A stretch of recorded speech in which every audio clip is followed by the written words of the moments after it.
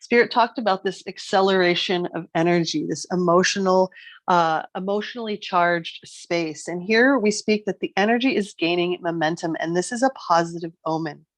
It actually is indicating that we can create the reality that we're dreaming of, even though Spirit says it could take some work and we might not quite be there yet.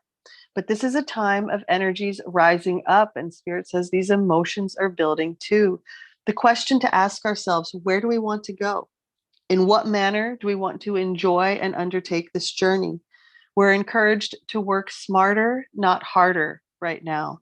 That rest and relaxation are actually the most important thing as this energy builds. We're encouraged to stay in tune so that we may receive guidance on the practical action steps that lead us towards our goal. Big baby steps lead to big rewards. And often the small self, wants the whole plan. It wants to know like every single step, wants to know how it's going to happen, when it's going to happen, where it's going to happen.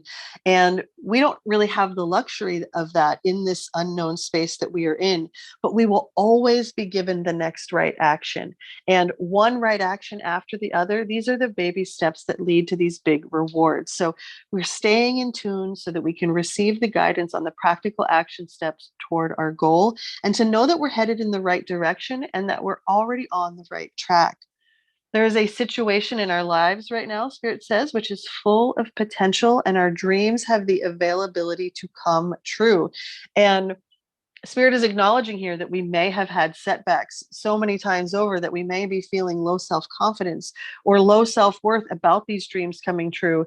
And yet Spirit said this moment right now is one of possibility and of opening. And Spirit even spoke to the solar eclipse that we are kind of in the energies of right now, but that we are experiencing tomorrow.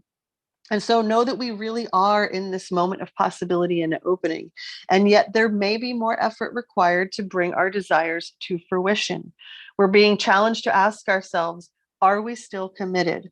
And if the answer is yes, to keep moving forward, that this is an empowered and empowering time. And we're encouraged to make plans and to act on them when the impulse moves us.